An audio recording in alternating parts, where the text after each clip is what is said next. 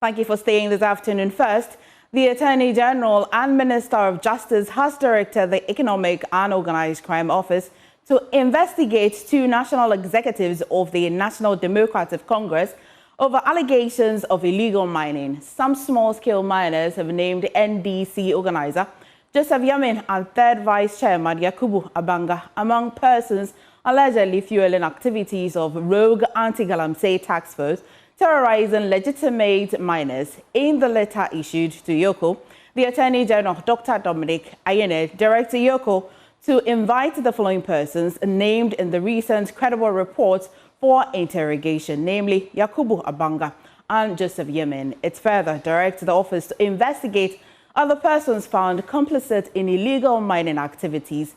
The directive adds that the scope of this investigation should include the matters highlighted in the Professor Frimpong Boaten's report on illegal mining, and the Chief Executive Officer of the Minerals Commission can be invited to aid investigations. Now, before the AG's directive, as believed to be on the back of some small-scale miners, fingering two national executives of the National Democratic Congress for allegedly fueling fake anti-Galamsey task force to invade legitimate mining sites in the Ashanti and Western regions. The rogue task force are alleged to have invaded mining sites in Sekendi, Bekwai, Ofinso, Prestia, among other areas. According to the leader of the aggrieved miners, Andrew Aban, the task force member, evaded the site in camouflage armed with guns and other weapons. There's more in this report. In a press statement, the group names some executives of the National Democratic Congress as persons assigning the rogue task force. They said Joseph Yamin, the national organizer of the NDC, and Yakubu Abanga, the third national vice chairperson of the NDC, among prominent persons allegedly engaged in the illegality. In a statement, Mr. Yamin has said, quote, "For the record, I'm not part of any Galamsey task force. Neither have I been invited even to share any ideas as to how to fight these illegal mining activities of some of these small-scale miners. If there is any task force parading around with my name, the said group is operating illegally and must be resisted from their operations. The work of the task force is strictly enforced by the state security and not party directives." End quote. The third vice chairman of the NDC, Yakubu Abanga, has also denied the allegations in a separate press statement. "Let me place it on record without ambiguity. I have absolutely no hand in, and I know nothing about these allegations. I challenge anyone who claims otherwise to be bold and point to me directly. If I have ever extorted money from any miner or seized any equipment, let them mention my name publicly. Their intent is to tarnish my hard-earned reputation, and we condemn it outright." End quote. The small-scale miners say the activities of rogue task force are negatively affecting their operations, with some of them incurring losses. For Joy News, Nanaya Ochima, Kumasi. Now, speaking earlier on News Desk, Yakubu Abanga said he is ready to defend himself while collaborating with EOCO. Country to extort money from licensed miners or illegal miners through to court. I don't know. Then, besides, we are into Galamsey. And there is no iota of truth in these allegations. And that is why I have said I'm putting my position on lie. Should anybody be bold, come out with evidence against me, Abanga Yakubu Hassan, the national vice chairman of the party, that I am into Galamsey, or I have formed a task force to extort money from people to bring to me to Accra, I'll resign today as the national vice chairman of the party. This is about integrity matters. This is my reputation is on the line. And I will not take for anybody to tarnish my hard-earned reputation. We are a young government that is focused on building the country. My sister, you can clearly testify that as we speak, the market, there is joy in the market. A gallon of oil that used to be bought at 1,000 Ghana cedis, the 25-liter oil was 1,000 Ghana cedis. Today, as we speak, by the good wisdom of His Excellency the President and the good governance and through the Finance Minister, as we speak today, a gallon of oil is 450 Ghana cedis. The bag of rice was 700 to 800 Ghana cedis. Today, it is 350 and 400 respectively. That is the economy we are prepared as a party to guide and protect, and also to look for jobs for the young people who entrusted themselves, committed themselves to campaign across the length of this country to get jobs. That is my focus. Well, that's... And whoever is behind anything, I don't want to go much into it, because we are a young government, of course. Whoever is behind it or whatever, I don't want to go up. It is your own government that has, begun the investigation into this. So really, yes, would you say that it's an opposition? This is a resetting government, my sister. And we have promised the people we are going to be accountable to them. So if anything come up into the media, it's the government of the day responsibility to invite whoever the allegations is onto to come and explain him or to explain himself, which I am prepared. I am ever ready. I am ever ready. Today, as of today, the EOCO hasn't called me yet. But when they call me, I am prepared to honor their invitation. All right. That's state my side of the story. Now, still on mining, President of the Concerned Small-Scale Miners Association, Michael Kwadwo has described as misleading reports of his intervention in pleading for clemency for miners invading the Disiri forest of the Ahafo North District in the Ashanti region. Now, according to him, he had only inquired about the police operations leading to his arrest. Mr. Pepra has since been granted bail as police commence investigations. Nana Yaojima has more in this report. In a viral video, Mr. Pepra is seen in handcuffs, with reports indicating he intervened in activities of police anti-Galamsey task force, but he claims the reports are untrue. He says the Ministry of Lands and Natural Resources, in an earlier meeting with the miners, had authorized them to inquire of persons who undertake operations in the field. While attending to scheduled meeting with gold buyers in Tepa Enclave, during this engagement, I received information that a group, including police officers, was allegedly engaged in burning of motorcycles belonging to local residents. Acting as a responsible leader, I approached the scene to inquire about the operations and to verify the affiliation of the task force involved. Contrary to the police claims, I did not obstruct any official duty or intervene on anybody's behalf. At the time I arrived, no individual had been arrested, making any claims of interference factual and baseless. In the viral video, a police officer had claimed that some people in the community pointed to the president of the Concerned Small-Scale Miners Association as the person behind the act. He vehemently refuted the claims, indicating he had only been to the area for the 2024 NDC campaign in mining communities.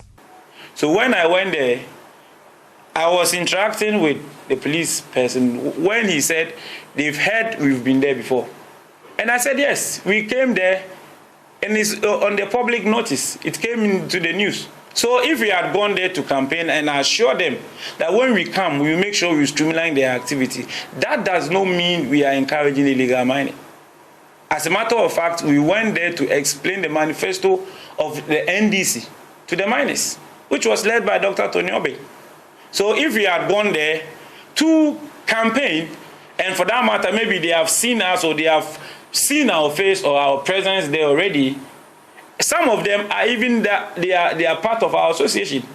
Mr. Pepra has subsequently been released by the police on bail. For Joy News, Nana Yaojima, Kumasi. Now, we'll stay on the small-scale miners a bit longer. Now, the Ghana National Association of Small-Scale Miners is up in arms against what they describe as growing harassment and extortion by elements within the Ghana Police Service and some politically exposed individuals.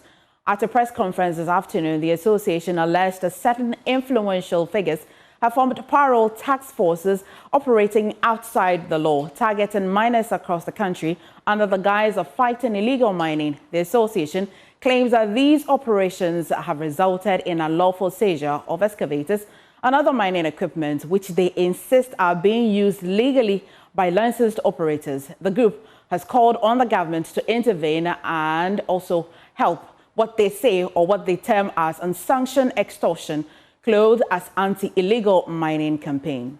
Now, I'll take you to my colleague, Nana Boachi Yadom, to give us an update.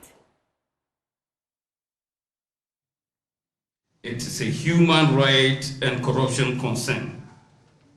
Across various mining communities in Ashanti, Western North, Upper East, Eastern, Western, and Savannah regions, countless hard-working small-scale miners are being targeted and terrorized by those meant to protect them.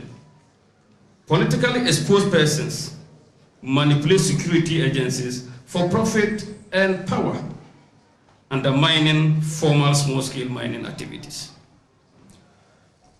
Some police officers and other security agencies, sometimes acting under this influence or protection of power, political figures, storm mining sites with impunity, confiscate equipment, demand illegal payments, and in some cases, violently eject miners from land they have legally license to mine. Some police checkpoints target miners in possession of gold and accuse them of illegal possession of gold despite engaging in legitimate mining operations. Behind many of these operations are politically exposed persons, individuals who, using their influence and connections, have turned public authority into private enterprise. These politically exposed persons manipulate security agencies, exploit regulatory loopholes, and backs illegal miners to take over lances, concessions, not for the sake of the environment or law, but for profit and power. Classical example is one at Takwa, a lances mining concession at a Pinto mine site, whereby a Ghanaian with legitimate documents have been sacked from his site and given to Chinese. As we speak, for more than 4 to 5 months now, a Ghanaian who owns that site is at home. And these political exposed people are behind Chinese and they are working on that site. Another classical example is one at Dormont in the Upper West region.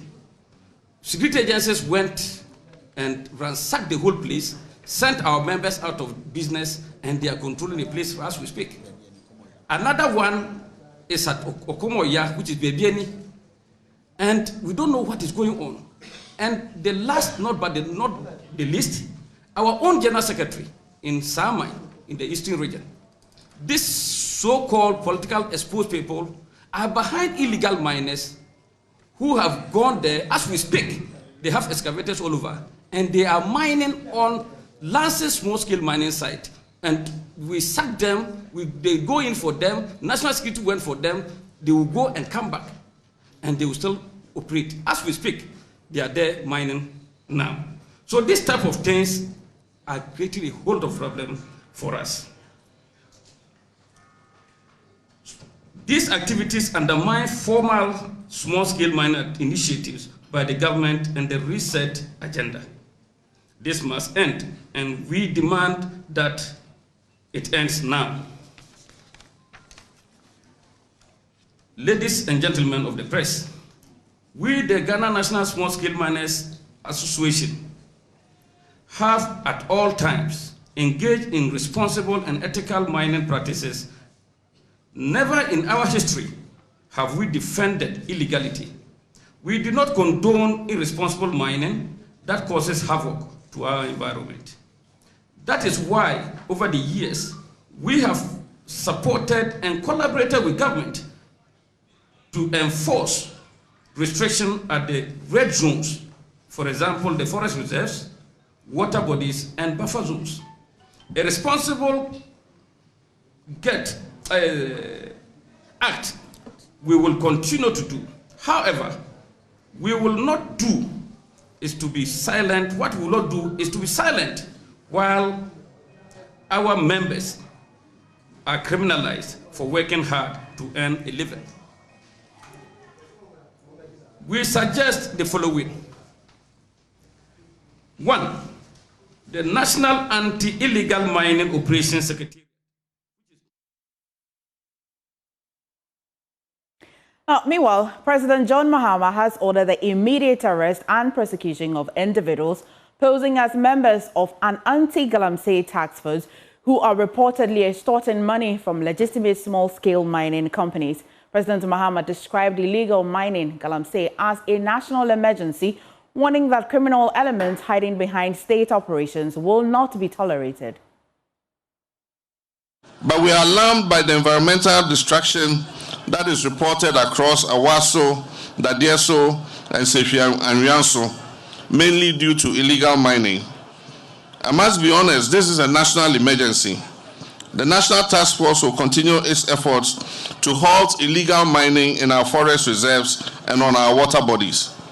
I've also noted the activities of illegal anti-Galamsey task forces that go around extorting money from legitimate small-scale mining companies.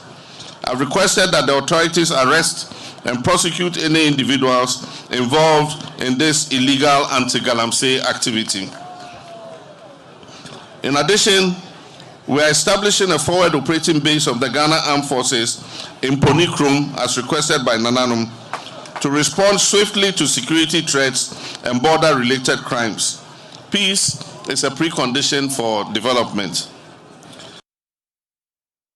Now, this afternoon, petrol and diesel prices have seen marginal increase at the pumps as a new 1 Ghana cedi tax on fuel kicks in. The government suspended the 1 cedi per litre on all fuel products a month ago for fear of potential hike in prices due to the Iran-Israel war.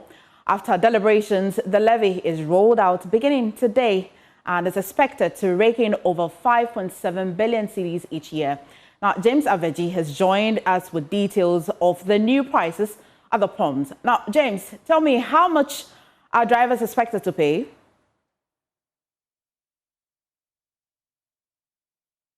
So, MFA, we've been tracking the top four marketing companies, and if you look at Total Energies, they have the highest prices on the pump list. Drivers are expected to pay 13 cedis 30 pesos for petrol and 14 cedis 50 pesos for diesel. Shell Energy drivers will be expected to pay 13 cedis 29 pesos and 14 cedis 49 pesos on both petrol and diesel. GOIL is at 12 cedis 88 pesos for petrol and 14 cedis 38 pesos for diesel. Star Oil is the least, the OMC with the least price on the market as of today, 12 cedis 59 pesos for petrol and 13 cedis 99 pesos for diesel. So that's the increase, averagely between 12 cedis 59 pesos and 13 cedis 30 pesos for petrol and 13.99 for diesel to 14.50 for the same product across the top four OMCs on the market as of today. But with Total Energies taking the lead with the highest? With the highest on both diesel and petrol, and Star Oil being the least amongst the four. Right. Thank you so much, James Aveji. We can now hear from some of the commuters who say that they are ready to pay the fuel as long as it is used for the intended purposes. Good morning. Good morning. Saying. Right. You want to live in what I say, fuel live in what I say. In a way. I still don't say, Papa. In a way. In a way, I understand. You understand, eh? Yeah. Okay. So it means that if we're supposed to pay one levy, if the drivers are supposed to pay for this, then it means that obviously the passengers would have to be paying for it. Are you ready to pay if we decide that passengers or there's an increment? Yeah, it's not a bad idea. If it will help, why not? We will pay. Me, I'm ready to pay. No problem. Yeah, the idea is to help solve the energy sector issue. You think it's something that makes sense to you? Yeah, it makes sense. All right, so she's ready to actually pay because she believes that it's going to help the country. And so if we're all deciding that we're paying 1 Ghana cedis just to help the energy sector, why not? She's going to pay for it. Let me talk to my gentleman over here and say, Chief, good morning. Oh, Good morning. I hope you're good. Oh, fine. Yeah. Okay. Are you aware of the 1 Ghana city levy? Yes, I'm aware. I'm aware of it. Okay. You agree to it? Yeah, I agree, but I have some reservation. One, I want to find out whether there was much consultation. We are looking at the stakeholders. We are looking at the passengers, the drivers. Were they consulted and did they agree? Moreover, when the money is also collected, are they going to channel it at the appropriate quarters? If all these things were done and it's for the benefit for the entire country, I have no problem. On the other hand, if the money is going to be channeled into other venture, then probably people will definitely rise against it, and the government will also be a loser. So for me, it is good, but it is only good on conditions that I've just stated. The stakeholders were they consulted, and what were their comments on that? And moreover, are they going to be purposely for what they intend using it for? If they are going to do, fine. Because the energy crisis, I think all of us are facing it. And if there is going to be a remedy to that, I have no problem with that. Yeah. With the current administration and what we have seen so far, do you think that you have that confidence in them that if you pay 1 Ghana cedis, it's going to be used for what it's intended to be used for? Yeah, for me, politicians per se, I don't trust them. I don't trust them.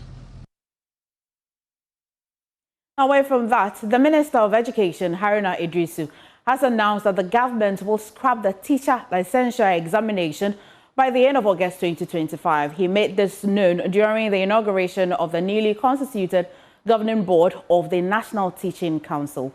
Now, according to the minister, the decision is in line with one of the key campaign promises made by the President John Dramani Mahama, ahead of the 2024 general elections.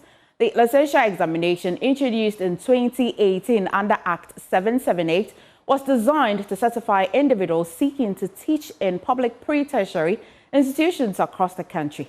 Mr. Idrisu has called for the final teacher licensure examination to be conducted no later than August 30, 2025. He explained that the proposed reforms are aimed to improving the quality of education by ensuring that teachers entering the classroom are equipped with both academic knowledge and practical teaching skills. There is still the vexed matter of teacher licensure exams. The last of it must be concluded not later than 30th of August. So, Chairman, if there is a last opportunity of those who sat and couldn't make it, that process should not travel beyond 30th August. So you have to work with the registrar, get us a firm date, and we put that off. I should particularly commend you, Chairman, and members of your committee for making far-reaching recommendations on a more comprehensive and practical approach in assessing teacher readiness. This new model, which will guide the teacher licensure exams, goes beyond just solely paper-based exams. It incorporates assessment, supervised practicum evaluations, and structured mentorship programs, ensuring that newly trained teachers demonstrate not just theoretical knowledge, but actual classroom competence. That model will be rolled out as soon as practicable when you conclude with the last licensure opportunity for those who have to receive and those who have to join. Now we're joined on the line by the Executive Director of Africa Education Watch, Kofi Asari. Thank you so much for joining us this afternoon. First, what's your reaction to the government's decision to scrap the teacher licensure examination by August? And do you believe this move really strengthens or weakens Ghana's teacher quality assurance? Well, the government, per my understanding, is not scrapping the licensure. It is rather integrating the licensure into the teacher education institutions framework, such that instead of one completing their BEd basic education, coming home before later writing the exam under the auspices of the National Teaching Council, student teachers will now write the licensure as part of their final year examination in school. And so there is still a licensure. It's just that it will not be written after you have come home, after you have graduated, but it will be written while you are in your final year, writing your final papers. Second is that What has changed about the licensure is about manner and form. Okay. The previous licensure was only about the paper-based examination, again, conducted by the National Teaching Council. What the government is proposing to do, or giving indications that it wants to go ahead with, is a blend of the two, which is a blend of the paper-based examination and practical assessment of teachers, what they call practicum. Okay. You know, where teachers demonstrate teaching and then they are assessed by their lecturers or supervisors, so that instead of the licensure being 100% from the test or the paper-based exam, as the minister puts it, it will now be a certain percentage coming from the practical assessment, and then a certain percentage coming from the paper-based exam, which will still be administered by the National Teaching Council, but rather it will be done when you are in final year instead of completing and coming home. So if you look at it in substance, licensure hasn't been abolished or cancelled. It has been integrated into the teacher education institutions, and then also it has been enhanced with a practical assessment to go together with the paper-based assessment. Okay, let's just go back a little bit, because I am just trying to understand the argument or the theories that the previous government may have advanced in introducing it after the person has graduated. Was there a need for that at all? Well, the licensure, to begin with, wasn't started by the previous government. Okay, yes, it actually was piloted by the NDC government. Okay. Before they left in 2016. Okay. But what I want us to look at it, how I want us to look at it is that after implementing the license examination for a couple of years, the previous government appreciated the need to address concerns that were emerging. What were the concerns? There were concerns from student teachers about the cost of the licensure. Secondly, there was a concern about the relevance of the examination. There were concerns about how the licensure examination aligned with the national teaching standards and then other, the curriculum in the teacher education institutions. There was also the concern about the high failure rate. I mean, about 30% of students who sat for a particular examination could not make it. There were also concerns about the quality of teachers that were entering our teacher education institutions in the first place. So the government in 2024 established a committee chaired by the deputy minister, comprising some of the members who were part of this particular committee that recommended to the minister yesterday. And the committee was tasked to, among others, look at how the licensure examination could be integrated into the teacher education institutions. You understand? Okay. So this reform started from last year. Okay. Well, let's explore how concerned probably you are about the politicization of education policy such as this one. I mean, I hear the minister say clearly that this was a campaign promise, but you're also letting us know that the NDC piloted this. Whilst you're answering about how concerned you are, please let us know whether the pilot was the way it's going to be now, or they piloted it the way the previous government implemented it. They implemented it according to the pilot. But every policy goes through a process. Okay. Okay. There's first an ideation process. When it gets to the actual implementation, a lot of things change. And after implementing for a period of time, the implementation outcomes should improve further implementation. That's how policies are implemented. A policy is a living organism. And so it grows based on the outcomes that emerges from the implementation lessons. So I am not happy when the licensure examination is cancelled, because the licensure examination is very, very important. It's a very, very important quality assurance mechanism in our teacher education framework. But I still would want to take your concern about how such things are politicized, particularly education policies. Are you concerned? Yes, okay. I am concerned, because immediately you politicize licensure, then you cloud the real issues from being discussed. As I've mentioned, there were about 7 issues that were raised which required a review of the licensure. as of last year. Okay. You understand? Right. And I am saying that if you cloud an attempt to address the issues with politics, then it becomes difficult to actually ascertain whether the issues have been addressed or not. Thank you. But now, what I will say is that as the committee has submitted their report to the minister, I will be on the basis, I will be able to determine whether the current structure is purpose or not. Okay. If and only if the licensure in its current in its proposed form is being implemented, because it must, as much as practicable, address the issues that were raised prior to the reforms. Thank you. And so it cannot be said now that its current proposed form. I think that the point is quite made. Thank you. Thank you so much for joining us today. But away from that, the government is currently awaiting financial clearance to roll out a decentralized recruitment exercise into the country's security services.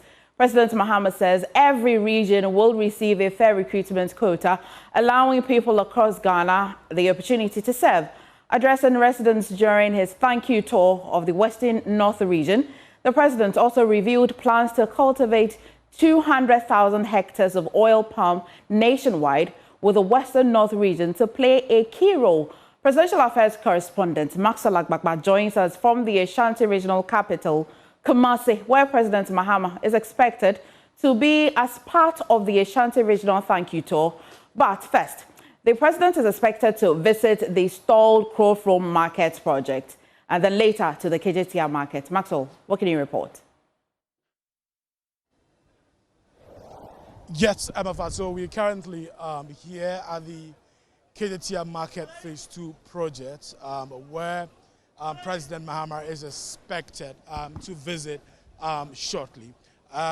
Right now, preparations are underway for his arrival. We have tight security, present here waiting for him to arrive at the Phase 2 of this site. But you know that this KJTR Market Phase 2 project was halted sometime in December 2022 as a result of the domestic exchange program.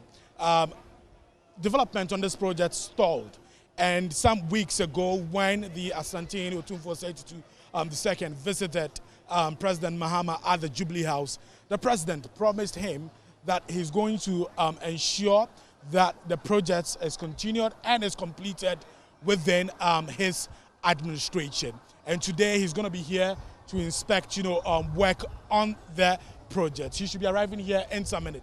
But from here, he would also be visiting the stalled Crowfrom Market project. Now, that project also was started sometime in 2007 during the tenure of former President John Ejekum Kufuor. So for 17 years, that project has stalled. And right after here, he'll be visiting that project also to inspect it. Now, we are hearing that as part of the NDC's market enhancement, project or promise, the Crowfrom Market project, the president is hoping to complete that one also during his tenure. So right from here at the KJTR Market Phase 2 project, he will be visiting the Crowfrom Market project, which we are told has now become a den for criminals and all kinds of persons who have taken over the place, because there's nothing like any kind of control, there right now. Thank you so much, Maxwell Agbagba. Definitely looks like a busy day for the president. You're watching Joy News today, and still to come, we will tell you the story of a young man swindled out of 19,500 Ghana cedis by a rental agent and a so-called landlord just months to his wedding. The apartment he paid for, it turned out to be a movie house.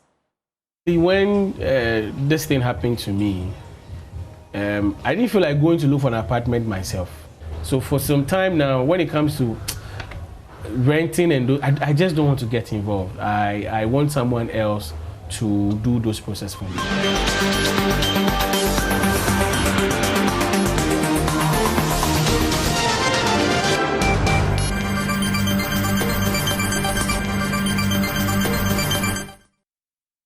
Welcome back to Business here on Joy News today. My name is Winston Taki, and our first business story. The president of the Project Management Institute, PMI Ghana, Frank Owusu-Asamoah, has called for ethical leadership to be at the center of national development efforts.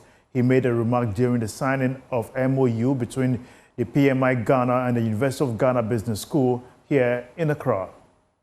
The Project Management Institute Ghana has signed a memorandum of understanding with the Department of Organization and Human Resource Management at the University of Ghana Business School. Speaking at the signing ceremony, President of PMI Ghana, Frank Owusu-Asamoah, expressed optimism about the impact of the collaboration. We have gone to the academic institutions to be able to engage both faculty members and students.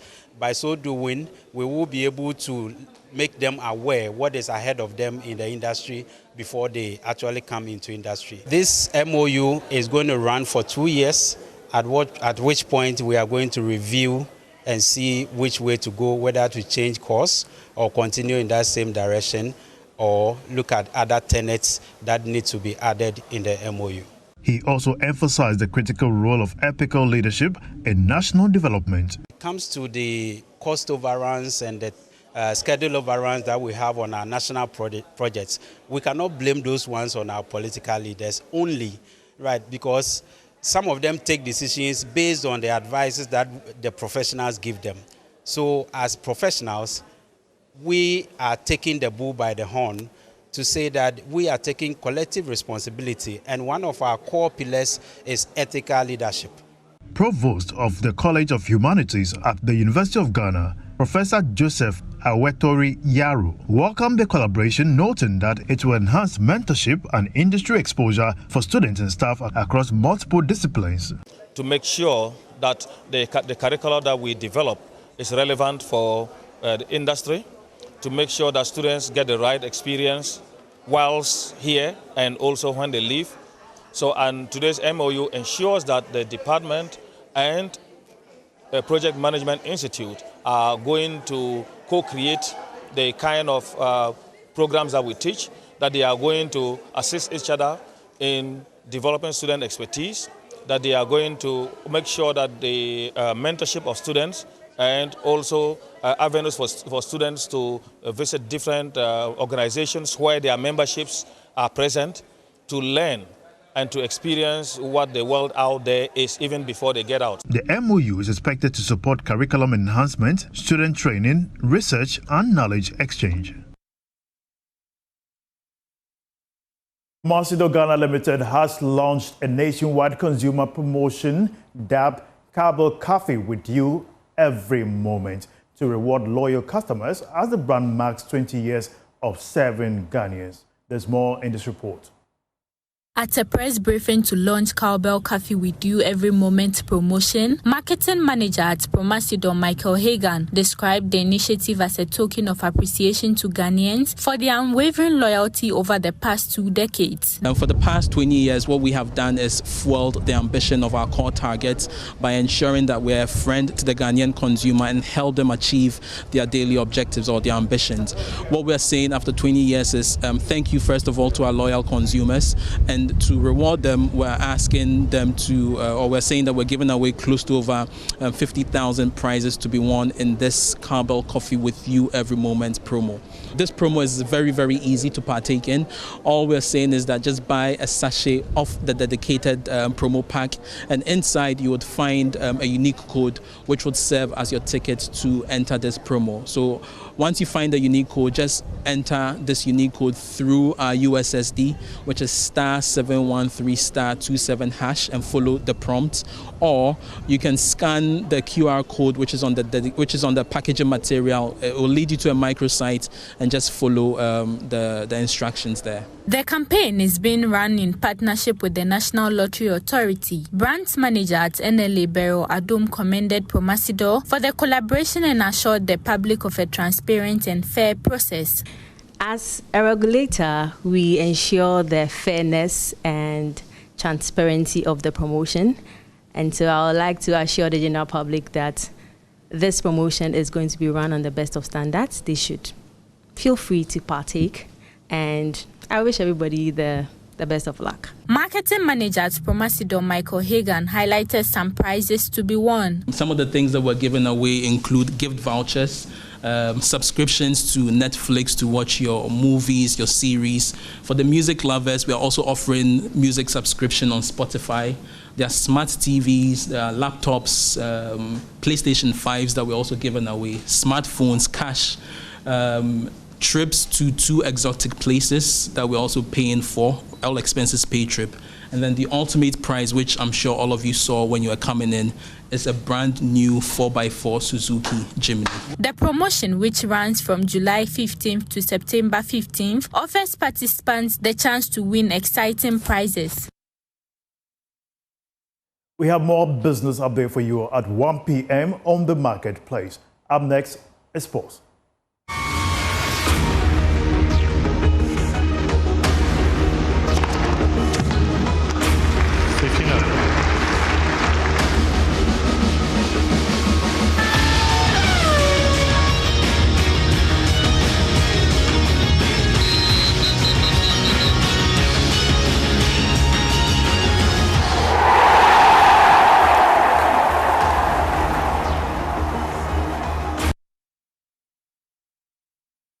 We're bringing sports now on Joy News today with me, Muftaru Nabila Abdullahi. Axis Pension Trust, they have promised to win the CEOs and Women's Penalty Shootout in this year's Joy Sports Invitational Tournament.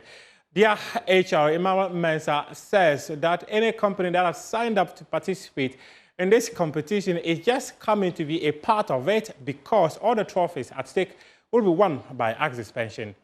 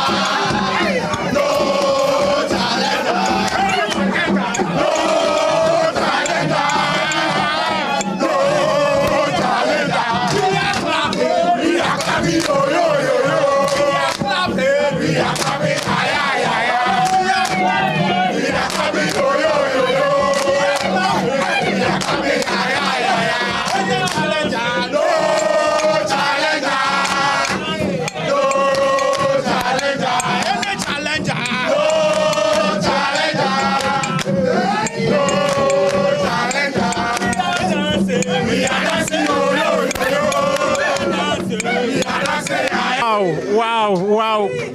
Quite an incredible atmosphere this morning. What did you all eat this morning? Emma, what did you eat? What did I eat? What did you eat this morning? Oh, we are doing it in the spirit, so we are all fasting.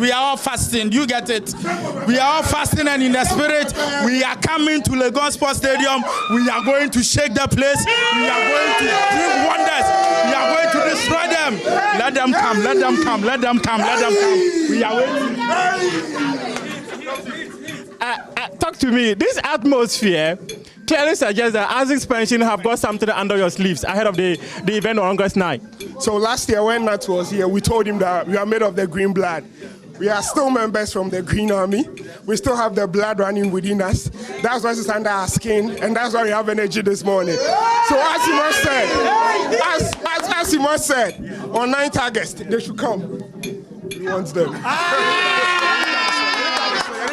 We have a plethora of events that are going to be happening. There's a women's penalty shootout, the CEO penalty shootout. That one is already won. The CEO's penalty is already won. Won. There's no contest. Let me comment on the CEO's penalty, okay? Where is HR? Is Ima here? If Ima can confirm, tonight we are flying the CEO to Liverpool. He's a Liverpool fan. Okay. So we are flying him to UK to practice penalty shootout.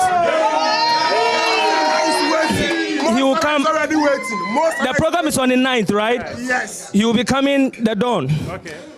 So we pick him up at the airport. Yes. He will come here and relax. Okay. Straight to the field. Okay. So they should watch out for the CEO's penalty.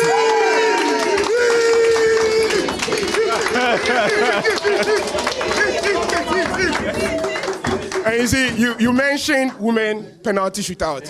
I don't know whether you know Alexia Putellas, yes, the FC Barca player. Yes. We have our own version in-house. So don't worry. Where is she? Don't worry. Where is she? Oh, no. No. She did. It's a secret. And you see, recently on Sunday during the home building, we saw what John Dixon did. Yes. We have our own version of Sinai in the house. So don't worry.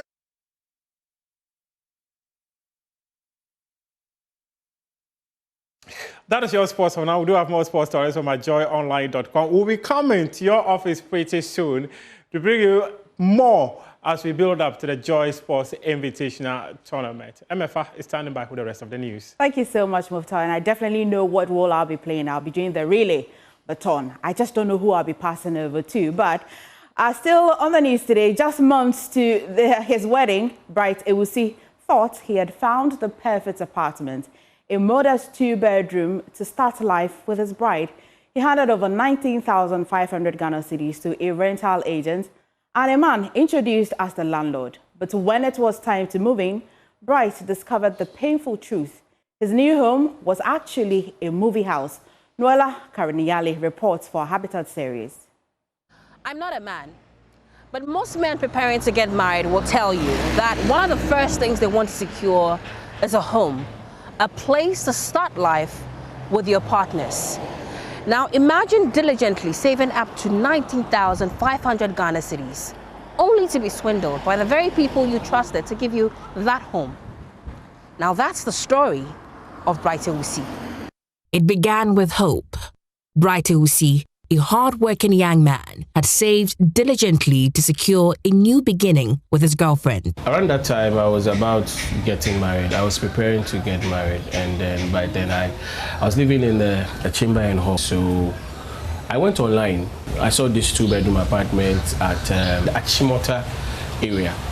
The guy I got in contact with was the agent. The apartment was going for 2,000, and then I asked for a reduction of 1,500. Once Bright expressed interest, the agent offered to introduce him to the supposed landlord at his residence. So just when we got there and I parked, then I saw the man coming out from his car in a rush, wearing those man's holding Bible. So he was like, sorry. As expected, the meeting took place, but under rather unusual circumstances. In total, Bright paid 18,000 Ghana cedis advance payment. I actually gave him cash. Okay. So I made the payments. He gave me a receipt. Right after collecting the money, they moved on a very top speed. Like a punch to the gut, Bright was hit with the truth. The landlord's residence was actually a movie house. So I got there, I'm like, oh, Mr. Eno. Then the guy looked at me and like, who is Mr. Eno? A movie house. Bright turned to the police for justice, then a petition to the IGP. That very moment, I went to Mile 7 police station. Before I got there, about 2 people had already been there to make complaint about them being about a similar issue. Bright became his own detective, following digital footprint, asking questions and refusing to let go. I just picked my petition and then I dropped it on Facebook. So the Safoa lady had a picture of the landlord. So she sent the picture to me to confirm if it's the guy. I say, yeah, that's the guy. When we got there, just when he saw me, he had to reverse.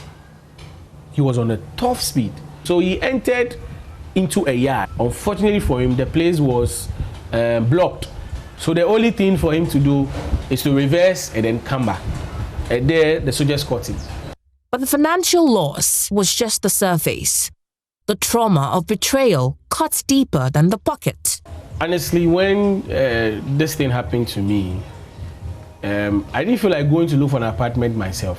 So for some time now, when it comes to renting and I just don't want to get involved. I want someone else to do those processes for me.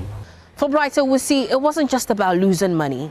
It was about losing trust, peace, and momentarily losing himself. It took relentless personal efforts for him to reclaim a portion of what was stolen from him.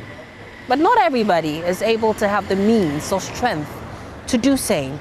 And until Ghana's housing system is cleaned up and better regulated, stories like Brights will keep repeating. I'm Noella Kareniali, and this is for Joy News. Now, crashes involving motorcycles, popularly known as Okada, are spiraling. In just the first 2 months of this year, 1,079 crashes were recorded, a sharp rise from 883 during the same period in 2024. It's a grim sign that indiscipline among motor riders is accelerating faster than the country's response. Emmanuel Jivenu has more in our feature titled Red Means Go.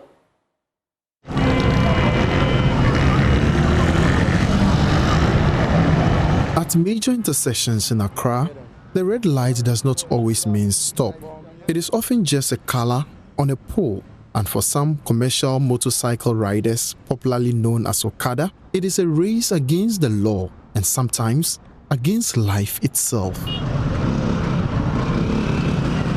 In broad daylight at La Paz, a motorcyclist jammed the red light, swerved onto the pedestrian pathway, and rode straight into oncoming traffic. I saw it happen and we followed him. It's our turn to go, you understand, for the U-turn. And that's why I come to that line where the cars they've blocked that road, and I'm here is my working place. So that's why I said no, they make a come, because here there is my area. So I go feel move, come in it. But was it right? No, it's not right. They come around there, it's not right. Also been trained. At Medina Zongo Junction, the story was same, if not worse. Riders dart across intersections,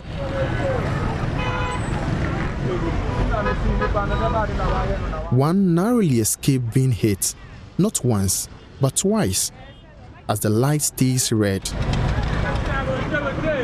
Paul Kwesi has been riding for more than a decade. Medina Zongo is his base.